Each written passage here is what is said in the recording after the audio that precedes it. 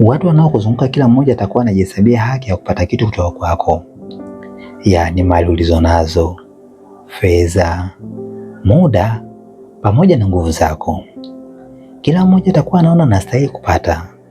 Unakuta ndugu zako, marafiki zako, familia yako, watu wanaokuzunguka kazini, kila mmoja atakuwa anajiona kwamba ana haki ya kupata kitu kutoka kwako. Lakini moja ya kitu kizuri sana ambacho unatakiwa uwe nacho katika maisha yako ni kukubali kwamba wewe una mipaka. Kama mwanadamu una mipaka, ni Mungu pekee ndio ana sifa za kufanya kila kitu kwa wakati wowote ule bila kuwa na mipaka yoyote ile. Mungu ana sifa kubwa tatu. Kwanza, ana uwezo usio na mipaka. Anaweza kufanya chochote kwa wakati wowote ule kwa namna yote ile anayoipenda yeye. Pili, yupo kila mahali. Huwezi kumzuia, huwezi kumwekea mipaka. Lakini tatu, anajua kila kitu. Huwezi kumwekea mipaka katika ufahamu wake na uelewa wake. So wewe ni binadamu. Huwezi kuwepo kila mahali kwa kila wakati. Huwezi kufanya kila kitu kwa kila wakati. Huwezi kuelewa kila kitu mtu anachokiwaza na kinachotakiwa kufahamika au cha kesho. Kwa sababu hiyo, unatakiwa kukubali kwamba una mipaka. Kuna watu wanatarajia wafanyie kila kitu, hutaweza. Kuna watu wanataka wasaidie kwenye mambo fulani fulani, hutaweza. Kuna mambo manne muhimu sana ambayo ya kuyakumbuka kuhusiana na mipaka yako, ambayo ukijiwekea utajipunguzia stress nyingi kwenye maisha yako. Kwanza, huwezi kumsaidia kila mtu. Moja ya changamoto kubwa sana katika familia zetu na jamii zetu za Kiafrika, huwa unapokuwa umefanikiwa, watu wakiona yale mafanikio yako, basi wanakuwa wanaona kwamba una wajibu wa kuwasaidia. Ni kweli, kusaidia ni jambo zuri sana, lakini hakuna namna kwamba unaweza kumsaidia kila mtu. Haiwezekani, kwa sababu rasilimali ulizonazo bado zina matumizi mengine pia, bado zinahitaji kufanyia vitu vingine pia. Kwa hiyo hutakuwa na huo uwezo. Lazima ukubali hilo jambo. Watu wengi wanaotuzunguka wanatutengenezea kitu kinaitwa guilt, yaani wanatutengenezea hali ya kujisikia kwamba tunahukumiwa ndani mwetu tukishindwa kuwasaidia. Lakini ukweli wa mambo ni kwamba huwezi kusaidia kila mtu. Jaribu kufanya hivyo, mwisho wa siku utaumia sana. Watu wengi waliokuwa wema kupitiliza wameishia kupata maumivu ya kupitiliza kwenye maisha yao, na wengi mwisho wao haujawahi kuwa mzuri. Saidia watu, lakini huwezi kusaidia kila mtu.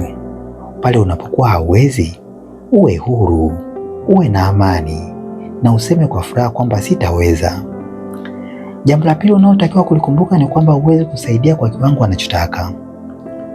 Kuna mtu anaweza kuomba 100,000 lakini wewe una 20,000 tu, au kuna mtu anaweza kuomba 1,000,000 lakini wewe uko na 200,000 tu. Kwa hiyo lazima ukubali kwamba huwezi kumsaidia kila mtu kwa kiwango anachotaka umsaidie. Unaweza tu kumsaidia mtu kwa kiwango kilicho ndani ya uwezo wako. Jifunze kwenye maisha yako kubaliana kuwa hata pale niliposaidia chini ya msaada niliombwa, bado nimesaidia kwa sababu ndicho kitu ninachokiweza. Wakati mwingine watu wanakupigia mahesabu tu bila kujua matatizo yako, bila kujua mahitaji yako. Unajua, kuna mtu anaweza kuona kwamba unafanya kazi, unalipwa vizuri, akakupigia tu mahesabu. Yule anafanya kazi analipwa zaidi ya 1,000,000. Kwa hiyo ukimwomba 200,000 sio kitu kwake. Hajui kwamba una mikopo, hajui kwamba ni muda wako wa kulipia ada za watoto, hajui kuwa una mgonjwa ambaye unamtibia na vitu kama hivyo. Kwa hiyo watu wengi wanapokuomba msaada wanajipigia mahesabu tu bila kujua mambo yanayoendelea kwenye maisha yako. Wewe ndio unayejua kwamba ni nini kinachoendelea. Kwa hiyo anaweza kuomba msaada kwa kiwango fulani, uwezi msaidia kwa kiwango anachoweza kumsaidia.